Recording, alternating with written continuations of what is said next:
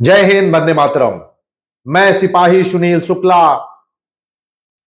बिहार में हुई एक क्रांतिवीर की नृशंस हत्या इन काले अंग्रेजों के द्वारा आदेश कर कर उन हत्यारों से कराया जाना पूरे भारत के सिपाही वर्ग का सर शर्म से झुका दिया है।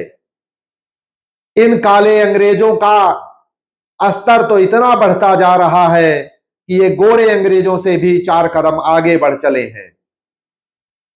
पहले गोरे अंग्रेज पकड़ाते थे तो सालों साल मुकदमा चलता था, उसके बाद कहीं जाकर फांसी होती थी।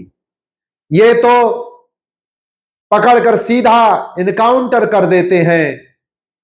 जो व्यक्ति जिसके खिलाफ कभी 151 का मुकदमा ना हो, जो पशु पक्षियों पेड़ पौधों से प्रेम करता हो, उसको इस तरह से पकड़कर हत्या कर देना, जो कि सरेंडर कर दिया हो, पिस्टल अपनी फेंक दिया हो, इस तरह से नृशंस हत्या पूरे समाज के मुंह पर चाटा मारने जैसा है।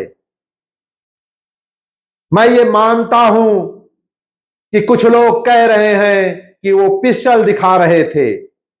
मेरा मानना यह है कि हमारे भगत सिंह जी ने असेंबली में बम फेंका था, वो इसलिए फेंके थे, किसी को हत्या कराना उनका उद्देश्य नहीं था, केवल ये बहरे समाज को जगाना उनका उद्देश्य था।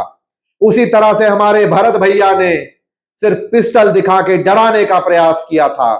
अगर उनका उद्देश्य किसी को मारने का होता तो सामने खड़े दरोगा को निश्चित तौर पे उल्टा दिए होते और बहुत सारे लोगों की हत्या कर दिए होते। लेकिन भरत भैया का उद्देश्य कदाचित ये हत्या करना नहीं था, केवल सोए हुए समाज को जगाने का था, जो कि वो जिंदा रहते नहीं जगा सके, लेकिन मरने के बाद, शहीद होने के बाद पूरा भारत जाग उठा है। जो उनका सपना है भ्रष्टाचार मुक्त भारत बनाने का, लास्ट व्यक्ति तक, अंतिम व्यक्ति तक सामाजिक न्याय पहुंचाने का, मुझे लगता है कि अब पूरा भारत जागकर उनकी जो इच्छा थी, जो उनके अंदर का दबा हुआ सपना रह गया, उस सपना को पूरा करने का पूरा भारतवासियों का ये अब एम बन जाना चाहिए, उद्देश्य बन जाना चाहिए। भ्रष्टाचार मुक्त भारत बनाने का उद्देश्य बन जाना चाहिए।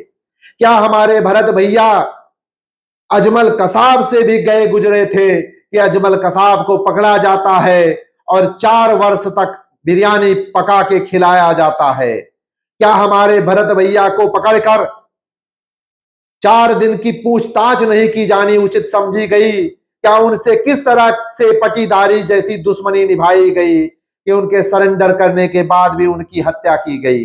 इन पुलिस वालों से बेहतर तो वन विभाग के वो अधिकारी रहते हैं, कर्मचारी रहते हैं, जो खूंखार शेर को पिंजड़ा डाल के पकड़ लेते हैं। यदि हमारे भरत भैया को पकड़ना भी था तो आप पकड़ सकते थे, उन्होंने तो सरेंडर भी कर दिया था, पिस्टल भी फेंक दिए थे। लेकिन आपने जिस तरह से ये अपना दोहरा चरित्र दिखाया है, आपको समाज पूरा जीवन माफ नहीं करेगा। और आपने बिहार पुलिस के साथ साथ पूरे भारत के पुलिस के लोगों का सर शर्म से झुका दिया है। इस पे मुझे एक दुष्यंत कुमार की कविता याद आती है, गजल याद आती है। हो गई है पीर पर्वत सी पिघलनी चाहिए, हो गई है पीर पर्वत सी पिघलनी चाहिए, फिर हिमालय से कोई गंगा निकलनी चाहिए। मेरे सीने में नहीं तो तेरे सीने में सही, है कहीं पर आग तो ये आग जलनी चाहिए।